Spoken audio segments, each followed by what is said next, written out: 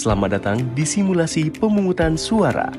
Pada tahap persiapan pemungutan suara, KPPS melakukan berbagai kegiatan penting.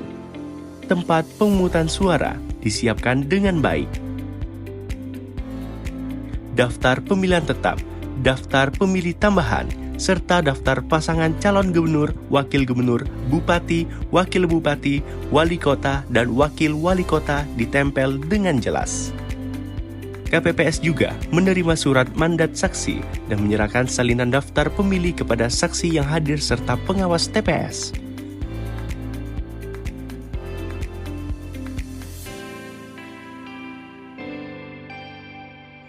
Setelah itu, perlengkapan pemungutan suara dan perlengkapan lainnya diperiksa untuk memastikan semuanya siap.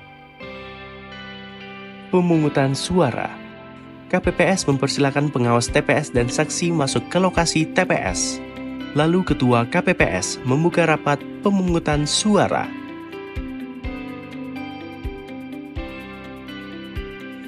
Ketua KPPS kemudian memimpin pengucapan sumpah dan janji anggota KPPS serta petugas ketertiban TPS. Demi Allah, saya bersumpah bahwa saya akan memenuhi tugas dan kewajiban saya sebagai anggota KPPS dan petugas ketertiban TPS dengan sebaik-baiknya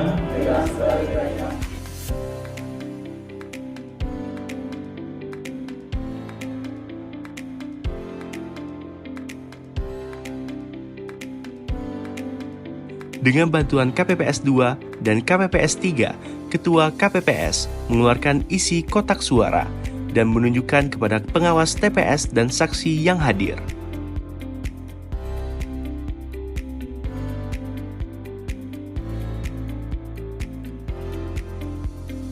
Setelah itu, Ketua KPPS menghitung dan mencatat semua jenis surat pemilihan. Kotak suara disegel kembali dan ditempatkan di area yang telah disediakan untuk pemungutan suara.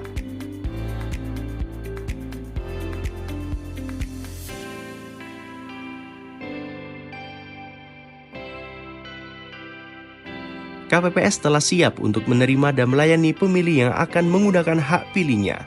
Petugas ketertiban mempersilahkan pemilih masuk ke TPS. Mereka juga memeriksa jari pemilih untuk memastikan hak pilih belum digunakan sebelumnya. KPPS 4 meminta pemilih menunjukkan surat C, pemberitahuan dan KTP elektronik. Setelah itu, KPPS 5 mempersilahkan pemilih menandatangani daftar hadir dan duduk di kursi yang disediakan. Ketua KPPS memanggil pemilih sesuai urutan, memberikan surat suara, dan meminta mereka membuka surat suara untuk memastikan kesesuaian jenis pemilihan.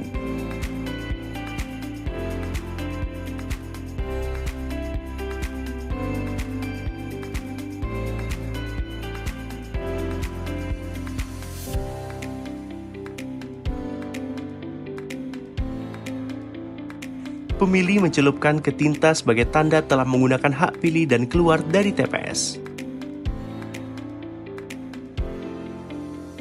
Apabila ada pemilih salah mencoblos di dalam bilik, harap lapor ke petugas KPPS untuk meminta surat suara yang baru.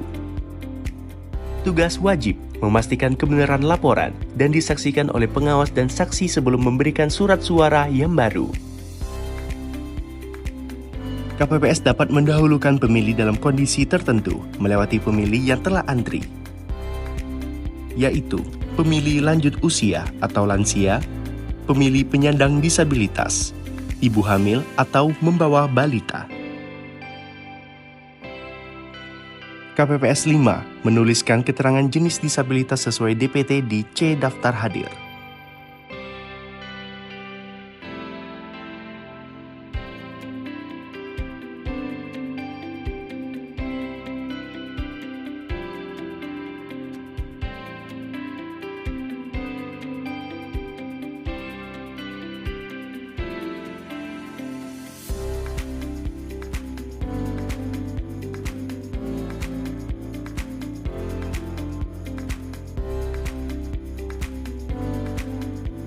Jika ada warga yang tidak terdaftar di DPT atau DPTB, mereka dipersilakan untuk kembali menggunakan hak pilih pada waktu yang telah ditentukan.